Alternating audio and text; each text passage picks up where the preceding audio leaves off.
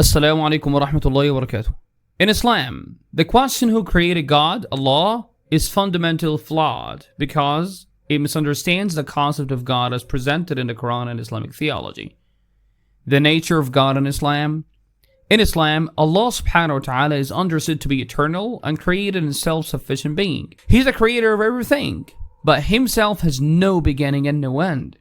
Well, then the question who created Allah assumes that Allah is subjected to the same limitations as created beings. But this contradicts the very definition of Allah in Islamic belief. The Quran explicitly addresses Allah's unique nature in Surah Al-Ikhlas chapter 112.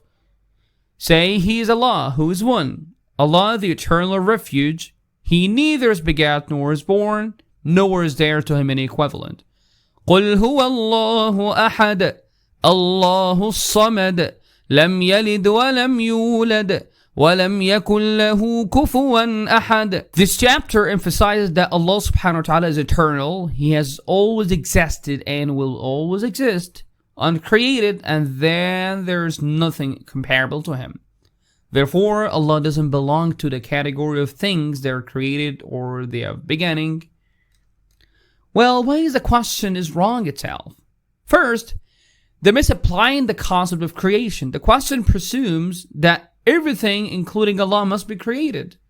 And this is a misunderstanding because in Islamic theology, Allah subhanahu wa ta'ala exists outside the limitations of time, space, and causality. He is not bound by the laws that govern the universe. Second, Allah is the uncaused cause. In Islamic philosophy, Allah is often referred to as the first cause, the original cause, or the uncaused cause. Everything in the universe has a cause, but Allah subhanahu wa ta'ala is the origin of all causes. He himself is uncaused, which makes him fundamentally different from the things he created. Third, the logical principle. If everything needed a creator, it would lead to an infinite regress, because we're going to just keep thinking, who created that creator? Then they're going to say it's a creator A, for example. And then who created a creator A? The creator B, creator C, D, E, infinity.